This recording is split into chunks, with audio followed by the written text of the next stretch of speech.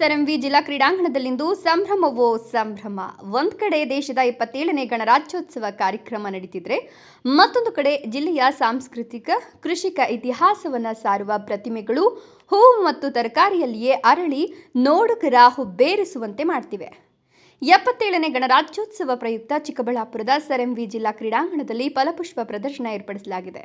ಈ ಪ್ರದರ್ಶನದಲ್ಲಿ ವೃಕ್ಷಮಾತೆ ಸಾಲುಮರದ ತಿಮ್ಮಕ್ಕ, ತೋಟಗಾರಿಕಾ ಪಿತಾಮಹ ಎಂಬ ಖ್ಯಾತಿ ಪಡೆದಿರುವ ಮರಿಗೌಡರು, ಹೈನುಗಾರಿಕಾ ಪ್ರತೀಕವಾದ ಹಸೂಕರು ಹೀಗೆ ಹಲವು ಪ್ರತಿಮೆಗಳು ಹೂವು ಮತ್ತು ತರಕಾರಿಯಲ್ಲಿಯೇ ಅರಳಿವೆ. ಜಿಲ್ಲೆಯ ಗರಿಮೆಯನ್ನು ಸಾರುವ ಈ ಫಲಪುಷ್ಪ ಪ್ರದರ್ಶನಕ್ಕೆ ಜಿಲ್ಲೆಯ ಉಸ್ತುವಾರಿ ಸಚಿವ ಡಾಕ್ಟರ್ MC ಸುಧಾಕರ್ ಚಾಲನೆ ನೀಡಿ ಮಾತನಾಡಿ, ಈ ಫಲಪುಷ್ಪ ಪ್ರದರ್ಶನ 2 ದಿನಗಳು ನಡೆಯಲಿದ್ದು ಜಿಲ್ಲೆಯ ಶಾಲಾ ಕಾಲೇಜು ವಿದ್ಯಾರ್ಥಿಗಳು ರೈತರು ಸದುಪಯೋಗ ಪಡಿಸಿಕೊಂಡು ಇಲ್ಲಿನ ವೈಶಿಷ್ಟ್ಯಗಳನ್ನು ವೀಕ್ಷಿಸುವಂತೆ ಮನವಿ ಮಾಡಿದರು. ಪ್ರವೇಶ ಉಚಿತವಾಗಿದ್ದು ಹೆಚ್ಚಿನ ಸಂಖ್ಯೆಯಲ್ಲಿ ಜನರು ಭಾಗವಹಿಸಲು ಸಚಿವರು ಕೋರಿದರು. ನೂತನ ಜಿಲ್ಲಾಧಿಕಾರಿ ಫಲಪುಷ್ಪ ಪ್ರದರ್ಶನ ಸೇರಿದಂತೆ ಇತರ ವಿಚಾರಗಳ ಬಗ್ಗೆ ಹೆಚ್ಚು ಉತ್ಸುಕರಾಗಿದ್ದು ಅವರು ಮತ್ತಷ್ಟು ಅಭಿವೃದ್ಧಿಯನ್ನು ಮಾಡುವ ನಿರೀಕ್ಷೆ ಇದೆ ಅಂತ ಸಚಿವರು ಪ್ರಶಂಸೆ ವ್ಯಕ್ತಪಡಿಸಿದರು. ಜಿಲ್ಲಾ ಕ್ರೀಡಾಂಗಣದಲ್ಲಿ ಆಯೋಜಿಸಿರುವ ಫಲಪುಷ್ಪ ಪ್ರದರ್ಶನ ವೀಕ್ಷಿಸಲು ಹೆಚ್ಚಿನ ಸಂಖ್ಯೆಯಲ್ಲಿ ಜನರು ಆಗಮಿಸಿ ಇಲ್ಲಿನ ಪ್ರತಿಮೆಗಳನ್ನು ಕಂಡು ಹುಬ್ಬೇರಿಸೋದು ಸಾಮಾನ್ಯವಾಗಿದೆ.